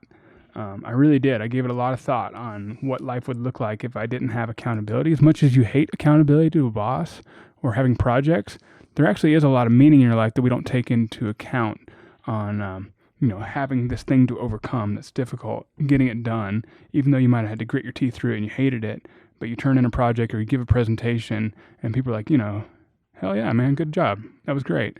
And you're like, God, I hate that project, but they liked what I did with it. And I feel good for that. And you get a boost. And all of a sudden, if you go and retire early and don't put yourself in those situations where you have to do difficult things a lot, your life starts to lose meaning. There's just not as much worth waking up for anymore. And I do recognize that climbing is always going to be one of those things that we're pretty good about. A lot of us anyway are finding like difficult projects or something like that we have to overcome. But I think we all want something more meaningful than just this individual pursuit. Yep. Because climbing is very individual. I mean, yeah, there's team efforts on a big wall, or something, you can fist pound your buddy. But I wanted something. So that's why, to me, it still seems really anal. But every day, I still kind of like build a schedule around my day, and I even like forced you to give me a time to come down here because I need that. I need to know. Okay, like on Sunday, I'm doing this at 10 o'clock. That so far, I mean, I'm only a few months in, so I might be a sobbing mess in a year from now and be depressed too, like other people. But so far, I feel like that's been key, is that do these silly little anal things that people kind of scoff at and say, why don't you just go have fun? You're early retired, you earned it. Like, because I want to make this sustainable. And I also want to have habits that I can build on later if I do want to go back to working in a more traditional way and building a business, because I've got these kind of habits that I get up and I do this sort of thing and I have a routine and I drink my coffee and I work, like I'm in a camper in the middle of the woods, but I still get up and I work every day. I'm doing work I want to do, so it's easy, but it's not just like sitting out on the chair and watching this, sun go by for 4 hours. So I think it's super easy, and I see this all the time, that people are like, oh, early retirement, so dreamy. It also gets a lot of ire. Actually, a lot of people are like, this movement's super shit. People in their 30s should not be retiring early because they're going to be a bunch of miserable slobs. And it's 100% true. You could go that route, and people do, and then they're sad for it. But there's a way to do both. I think there's a way to do both. And, check back in with me in 5 years. But I think I think there's a way to do both. And people have pulled it off, and they're usually the ones who are now kind of building some platform, whether it pays or isn't, but it's something they have to be accountable for. And that's why I wanted this project to force me. And then sometimes my wife's like, why you like give yourself so much stress? Like, now we got to drive in town on Sunday to get this stupid blog post ready. Like, it doesn't matter. Just like skip a week. And I'm like, no, I have to. Yeah. I just have to. It's just me. Yep. I have to have this thing that Monday morning goes out, and I'll walk up a mountain to get a cell signal to get this thing going, because it just, I don't know. I think it's really good to have structure. So. Yeah. Well, it's just for the record, I didn't give you any of these before we started, but you're leading me right into the next one really easily. So next, novelty versus habit. Yeah. I think people like to fall into one place or the other. I'm this free spirit, or I have this really structured habitual routine. And when it comes to training, there are people on both sides of the fence where I have a rigid training schedule, or I just do what feels good and I follow the wind, And I was just talking to Carrie Scott, that works with tension climbing and is just a brilliant all-around person. And she was here sessioning, and we were talking about warm-ups. I kind of go through the same warm-up cycle in the gym every single session, but I do throw in some novel moments. Like, I don't keep the routine exactly the same. I'll do problems in different order, or occasionally I'll try adding in a new problem, or I'll do a problem a different way, or I'll try to climb it in a different style. Or I appreciate having those little bits of novelty, even though it seems like the habit sets me up better for success. Right. It can also lead me to say, oh, this session's going to suck because I don't feel as good on this warm up as I did 3 sessions ago when I had a really good session. So that in turn tells me, oh, my session's going to suck today. And then then that happens because that's the way I'm thinking. Yep. So I throw these novel ideas in to keep my brain fresh, to keep my psyche fresh. And I do that throughout all of my climbing, not just my warm-ups. Yep. So I think novelty is a really powerful thing, but so is habit. And maybe I'm guilty of talking about habit too much. Me too. And not putting the novelty into play. So I 100% agree. From me as a climber, I think, and a lot of this personality, obviously this is my personality shining through, in that I'm like very structured and kind of type A in that way. And I'm definitely that way as a climber. And, when I was working, I definitely had my days that I climbed outside or trained, and it would take an act of God for me to miss those. Yeah. I didn't care how crappy I felt. Like, that was maybe a strength, but also a weakness, because I wouldn't just be flexible and just say, today's an off day, I'll come back tomorrow. It's like, no, Wednesday is the day. I have to hammer at it and right now. I'm going to hammer at this thing at risk of injury, or just, at risk of just being all butthurt about it, and just do it anyway. And in life, I completely agree. I think I've gotten a lot more out of just being a little more loose, which is why we're traveling now. And that actually, I had a lot of fears about this because I didn't have my very controlled world around me. We didn't have an agenda where we're going to go and how long we're going to be there. And that is very much with the breeze and not me. But I've always also admired people who can do that, who can just be like, I'm going to be in Lander for a few weeks and then we'll just see. And I'm like, I can't. I need a date on the calendar to move. And so I think it's been really beneficial for me to be out here. Like, I took down my home wall. I have no training space. That was like almost brought a tear to my eye. I'm like, I don't have this like thing. I don't even want to think about that right now. That I had to take away that element of like backyard structure and just be like, I'm just going to climb outside and we're going to follow the weather. And I'm like, oh God, this might go terribly. I might be a really bad climber and I might lose all my fitness and strength because I don't have like this thing. And so in a way it's been good. And it's also been good from like, maybe not finances, like, because that's all automated, but in terms of the work I do talking about them, to not be looking at like website statistics all the time. Sure. And things like that, like metrics, because, maybe you and me both are very much metrics kind of people. We want to see numbers. We want to see statistics. And because I'm out in the middle of nowhere and I can't check this stuff compulsively, it's actually been nice. And the world keeps going around without me looking at it all the time. And so, I mean, a week and a half in, 2 weeks in, so far so good. We'll see how long it lasts, but it's been hard for me to kind of take that part of my personality and just kind of like pin it to the wall and say, chill, dude, just kind of go with the breeze for a little bit. Yeah. And also, I'll say money wise, I'm a person who very, very rarely buys anything for myself that's not this super practical, habitual thing, and my wife is the opposite. She's really good at buying things that are just going to make her happy. Yeah. And I admire that in a lot of ways because I don't do it. Yeah. And for me, it's like I can justify it away by I can buy new holds for the wall. Right. And that's a thing that makes me happy, but really it's also a practical thing that's going to help my training, Yep.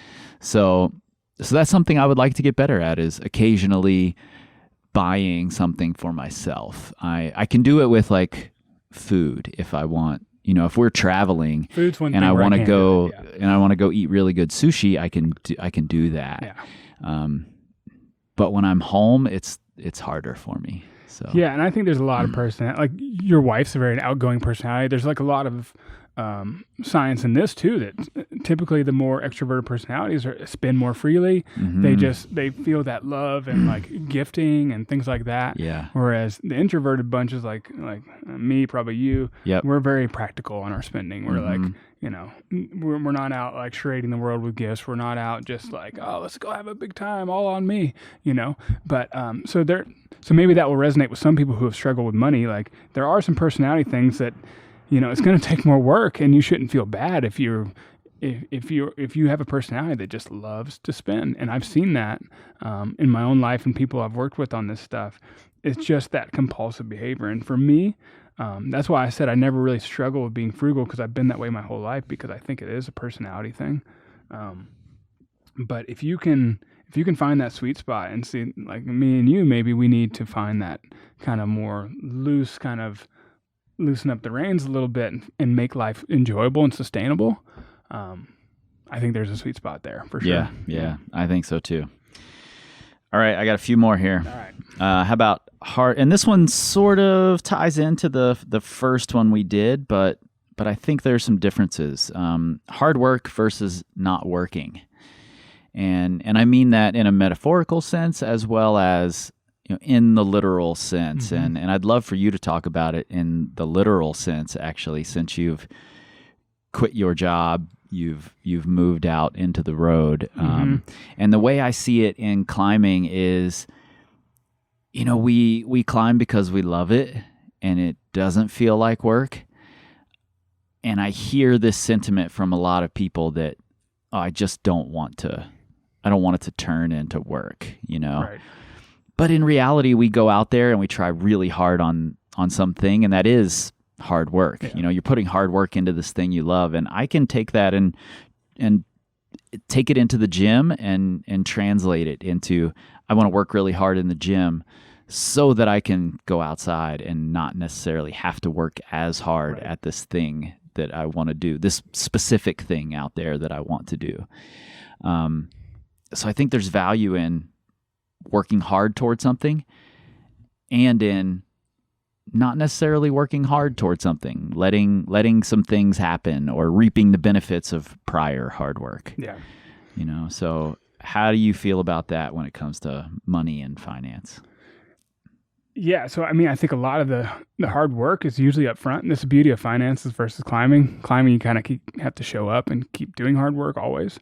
I think, I'm going to have to speak generally because everyone, again, getting back to the personality thing. Sure. Like, if spending is hard for you, the hard work is going to be reining that in. And that's going to be very much against your personality. It's going to take a lot of habit changing. It's going to maybe take support of a spouse. That's hard work. And you're going to have to keep showing up on that. For other people, it may be facing this psychology of investing. There's so many taboos around investing, and so it's going to be really hard to educate yourself and feel like you have a plan and to stick to that plan. That's hard work. Mm-hmm. Honestly, once you get it up and running, like I said, there's so many automations. These companies make it easy to invest your money there. What's hard is sticking to that plan when things are falling apart. Right.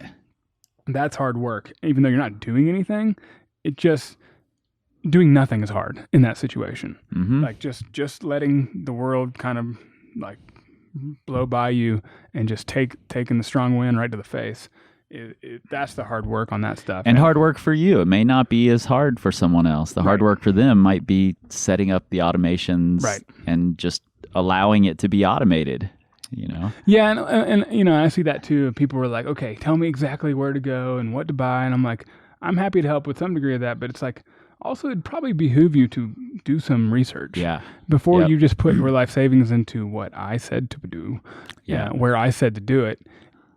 Maybe read a book, maybe read a few other blogs, like I don't mind helping people, but I want you to know that, this is still serious business. Like this is your life savings. Yeah. Like it might not hurt to spend a day or two. Like I say this stuff's easy and it is easy. Doesn't mean I haven't spent tens, hundreds of hours reading about it just to make sure, especially on the early retirement plan. Like I'm quitting my job, I better make for damn sure I know these systems work, and that this system of how much I can withdraw each year works, and that the system of how much my money will grow and how many like multiples of my yearly spending I really need, and like what's the historical precedent for this sort of economic event. Like I spent a lot of time studying that stuff. And because I did, when those bad times come, like in February, I can be like, well, I studied like hell 2008. I know exactly what that market crash looked like. I knew how long it took. I kind of can envision the mentality of people 1 month in, 5 months in, 1 year in, what they would be thinking. And because I studied those charts and read the headlines, and I wrote a post about this to kind of remind people of this back in March, like, remember in February or in 2008 how bad things looked and then how good they got? We're living that now. And so I think, it's one thing if, Chad can tell you what index fund to buy and where to put it. It's a whole different thing entirely if you haven't put in that hard work and all of a sudden things begin to tumble and you don't have a mental precedent for this. So it's easy to get it up and running. It's harder to keep it running. So I like 2 more. And these are a little bit specific to you and I. First one is the security of a home versus living on the road. You're on your first, got rid of the home, headed out on the road, and you're learning that, figuring it out. I learned it not long ago, just a few years ago. I joked that I was living my 20s and my 40s, and and got to, I drove away from my house. I gave the house to my daughter to live in. I drove away from it. She stood in the driveway crying, waving early one morning at 18 years old, 19 years old.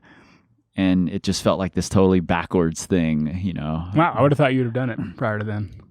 No, I worked constantly. I never had a trip longer than 2 weeks before just a few years ago. And so I've experimented with it. I've, ingested it, so to speak, and tried to understand what I like better, the security of having a house or the freedom of living on the road. And maybe that's the contrast, the security versus freedom. Are they actually opposite? Can you have both? And can you find the security of a home while living on the road? Can that be a thing? Well, to be continued. We talked about this the other day offline, like you always want what you don't have right now. Yeah. And so whenever I'm in a home and working a corporate job, nothing sounded better than to be on the road in a camper and climbing all the time, or in Europe, whatever, traveling. So for those that don't know, we're in the process of selling our house right now. This was our long-term plan. We punted on it with the coronavirus stuff until recently. It was supposed to happen back in April. So we decided to kind of move forward that plan. There are things about it I knew I would love and am loving, like being out in nature. I lived in Square in the middle of Denver. It was very urban. Even the parks were still urban parks. There was no nature. So, I'm not complaining. We all know Front Range right there. I climbed and was in nature a lot. But it's one thing to wake up to it every morning, and I love that. It's another when it comes to weekends and there's ATVs and weird tweakers. So we live in a 12-foot camper now that I bought in February. It's not a house. We have a 3-bedroom, 2-bathroom house. Is it home yet? In a way, yes, but there's no way I would see us doing this for more than a year at the most. And I'll already tell you, we just booked a month-long Airbnb in Leavenworth because we were like, and we always intended to mix this up. Sure. There are people out there I admire who do this year-round, multiple years. They don't ever stay or very rarely stay in a hotel or an Airbnb. I always knew, especially for my wife, she's less into this stuff than me. She's not even a climber, so God bless her. Yeah, exactly. Because she's actually been belaying me and stuff. I'm mostly bouldering, so it's not that bad. But so again, getting back to the structure thing, like it's still hard to do what I want to do, especially because for you guys familiar with Lander, outside of the city, there, if we call it a city, this town, town. there's not great cell reception. It's hard to do work. And my wife's actually still working her job. She cut her hours down to 30 hours, but that's hard. I mean, she's like literally sitting in this camper, in the sun or out in the field trying to get better reception, moving around her little satellite thing. I can't impress upon people who've never done this that it's not all like, milk and honey. There are sacrifices and comfort. And so we already do yearn for like a house, but I'd like to balance it. So I think we'll do this for a better part of a year. We're actually, the whole point of this trip is to find somewhere where we can relocate. And we had a lot of towns we wanted to consider. So we're kind of spending time in all those places with the intention that we will not do this forever, because I could do it longer than her. But even me, I know I like having a home base. And so the ideal for us is, because we've reached this position of financial strength and that we don't need traditional jobs. And my wife is still working by choice.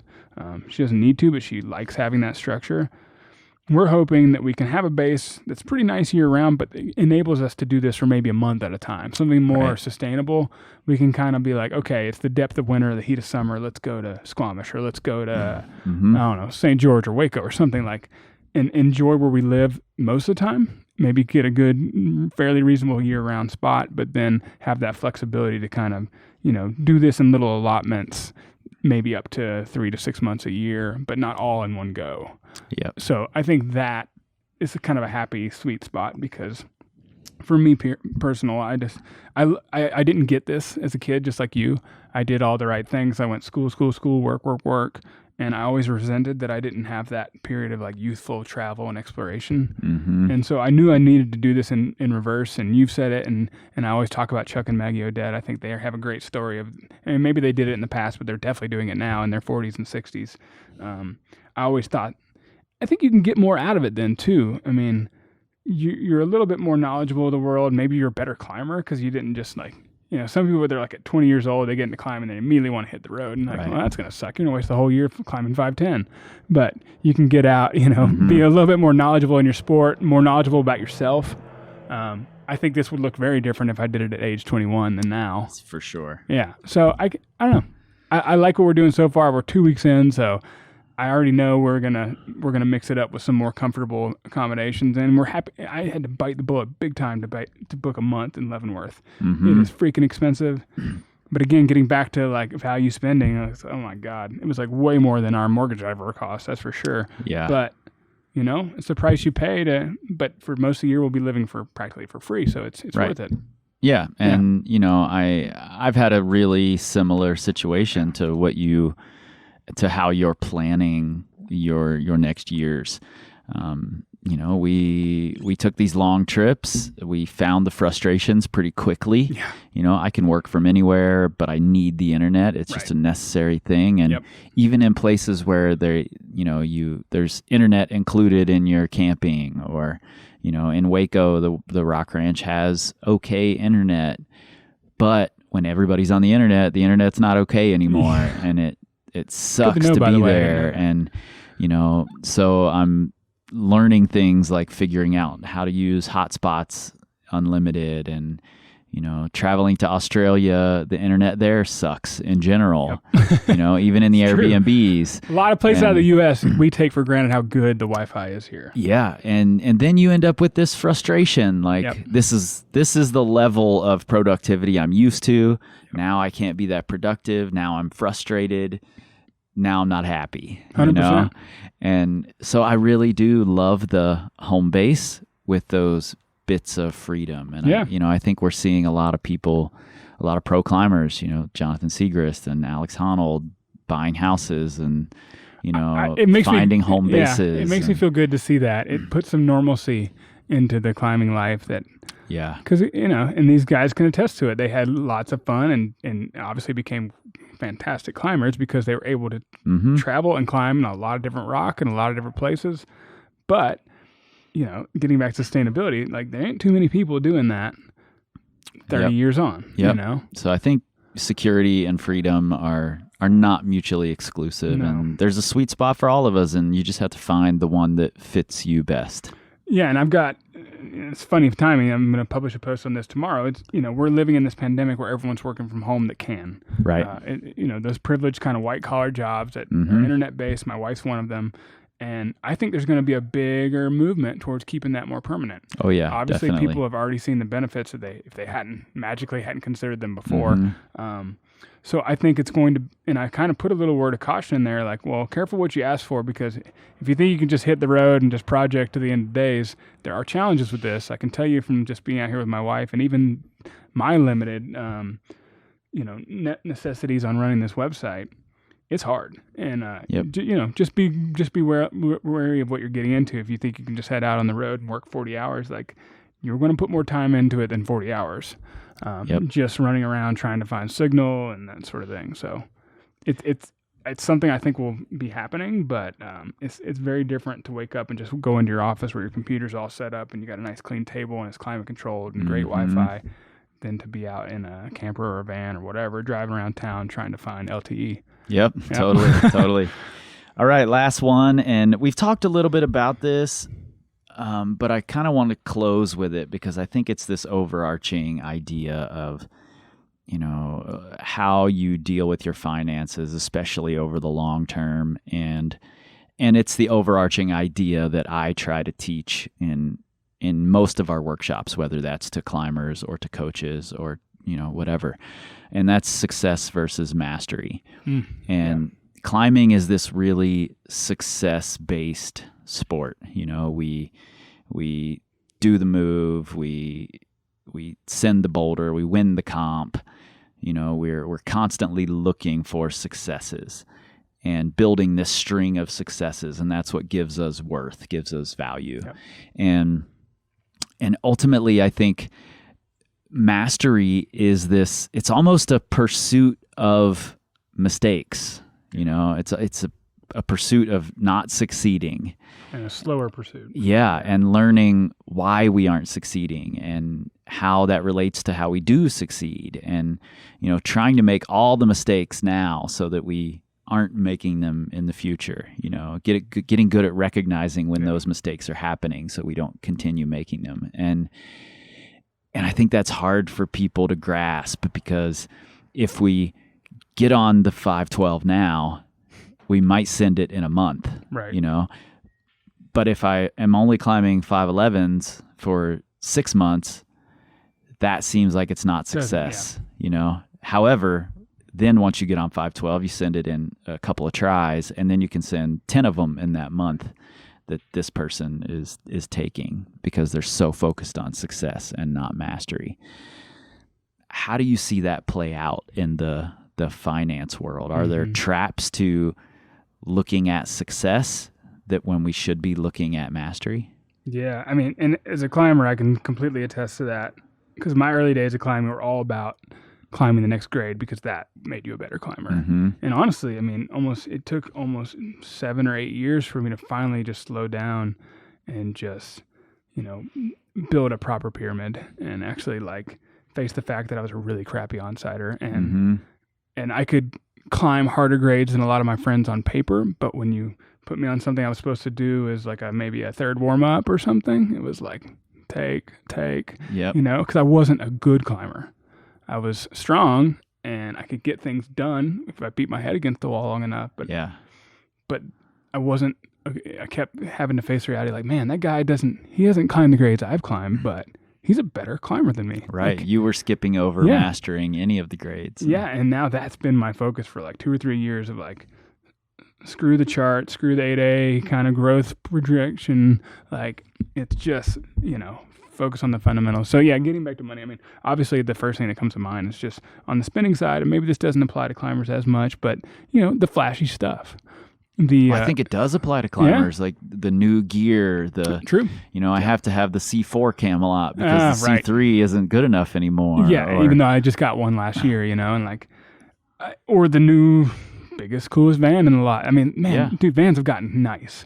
I remember when I first started seeing vans, even 5 years ago, they were obviously lived in and they didn't look nice, and they just kind of had some mattresses. Now there's $2,000 fridges in them, and there are companies. I mean, for coming from the Front Range, there are huge companies that make lots of money to to take lots of money from you to build out vans. Like there are whole industries built around this now. And so maybe that's kind of the Rolex of the climbing community. And I try not to hate on that because it can be decent economics if you can make that last. Unfortunately, a lot of people are not going to live in a van for 10 years. For all the reasons we just discussed. Winter comes around, shit's not that fun when all your friends are back in their house. And all of a sudden this very expensive thing is mostly parked outside your other house. So I think there's a little bit of that. So there's this showing of like, I've made it, I got something nice, like I've got the coolest gear, I've got the coolest vehicle, whatever, and I go on all these trips on the weekends. But is that really free? I always ask myself, like, what's really freedom? Like, is freedom to be able to go on a weekend trip, or is it to be able to choose whatever the hell you want to do with the rest of your life?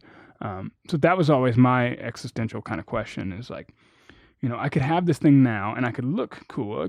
I could buy, maybe I could have bought a nicer house, or I could have upgraded from the car I still had from high school. But I was like, that comes at a cost. Everything, obviously, just beyond just the money you spend on it. There is the cost of like, okay, I buy a new car, it costs $30,000, but what else could I have done with that $30,000 that could be more meaningful, if I put it towards something else later, like the compounding effects of that money. So, I guess that's the first thing that comes to mind. And once you have the compounding effects of that money, you can buy the car that makes more sense to have and is going to be this better thing for you than that flashy car you wanted in the beginning. And I just did that. I just bought a new car, and it hurt me deeply. And a camper. But we weighed the economic options. We knew we were going to travel for probably a year. And I was like, well, we could just keep our crappy Subaru and we could stay in Airbnbs. And I quickly realized that was going to cost us as much or more as a new car. And I was like, well, economically, I could maybe not make out this year, but then I'll have this thing that I can use for many years on. And so it starts to make economic sense. But I think we just have to kind of give it that 48 hours of thought. And people tell you about this all the time, like, I forget who originally talked about this, like put something in your Amazon account, put it on your wish list, come back to it in 2 days, see if you still want it. I do this all the time. Yeah. And most of the time I delete it out of there. Believe me, especially running this website, I had a lot of misgivings about buying a new car. I was like, oh my God, like I'm totally the person I've said not to be. But there are times when it makes sense. And I went through the motions. I had like a couple of literally sleepless nights. Like, what am I doing? This is so much money. But, we made a decision, and actually we're really happy with that now, and we'll see how it goes. So I'm not saying like that buying stuff is wrong. It's like, are you doing it for the right reasons? Are you doing it to, does it make good economic sense? Does it make you happy? Or is it, there's FOMO spending, like kind of keeping up with the Joneses kind of stuff. And that applies to climbers just as much as it does the suburb and the white picket fences, Yeah. And sometimes, I think embracing the chase success versus chase mastery is totally okay. That's also a part of mastery, is not only building up the mistakes, but building up the successes too. And, if I'm nearing my, available time, available energy, and I really want to climb this grade, then I'm going to start chasing that grade, but I've spent all this time building up to it, chasing mastery, and now I can afford to chase success for a few minutes. Good point. And I think that's totally okay. I think that's kind of how I view it. It's like, okay, we're good 99% of the time. We can go big every once in a while to add some value. And so we're not such sticklers, getting to back to that kind of theme here of balance and sweet spots. Yeah. Good point. Well, man, this was awesome. Yes, I appreciate you embracing the slow lightning round. It's good to talk about. You don't get too many times to get a microphone stuck in your face to talk about money. So yeah, and I like I like that you can take something as taboo as money and frankly as hard to talk about as money and break it down in terms that climbers are understanding. And I think your blog, your website is a really valuable resource that people should be checking out more. We all have these dreams around climbing, whatever it is, whatever your dream out there is, whatever situation you want to build toward, it's going to cost money in some way, shape, or form. And why not have that handled? I want to have my finger strength handled so that I can focus on my movement. So why not have that money handled? And like you said, the best time is sometime in the past, but second best time is now. So. Yeah. Put in the effort, you won't regret it. And to your point, we talked about offline the other day, I hope this kind of trickles down even for, I understand financial independence is big, but hell, if you're starting a business, it'd be nice to know what to charge people. And people keep that stuff behind closed doors. Like, money is just something people don't want to talk about. They don't want to talk about how much they charge for a training service. And I hope people can be more comfortable just saying, I charge this for this service. So I don't know, for whatever reason, we just can't get it to be transparent. But I hope in some ways there can just be more and more comfort around money and talking about planning for your future, and that shouldn't be such a bad topic. Yep. And I think your leading is in that direction. So good. I appreciate it, man. Hope so. Thanks Thank for you. this.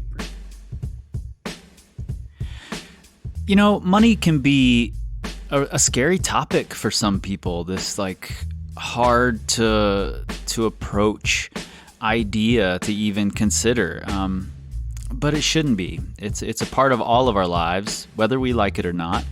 And why not embrace that? Why not normalize the conversation surrounding money and finance and, start preparing? I think clippingchains.com is a really great place for you to start. Like I said, there are links right there in your show notes. I appreciate Chad sitting down and having this conversation with me, and I appreciate him putting the information out there in a really relatable way. To be totally frank about it, I don't like going to most money websites, most let's talk about finances websites, because I don't find them relatable. I'm not super into the numbers. It's just not for me. But I do, every single time I see that Chad has a new post out, I go and I read it, because I think he speaks to me in a really relatable way, something that I understand, I look forward to reading, and I look forward to putting into practice. So if you fit into that same conversation, head over there, clippingchains.com, and start learning. All right, this has been a big one. We're approaching 2 hours here. That's crazy. I didn't even realize it until just this moment. So I'm not going to take up a bunch of your time. If you've got a home mall, check out those footholds on our website, powercompanyclimbing.com/holds.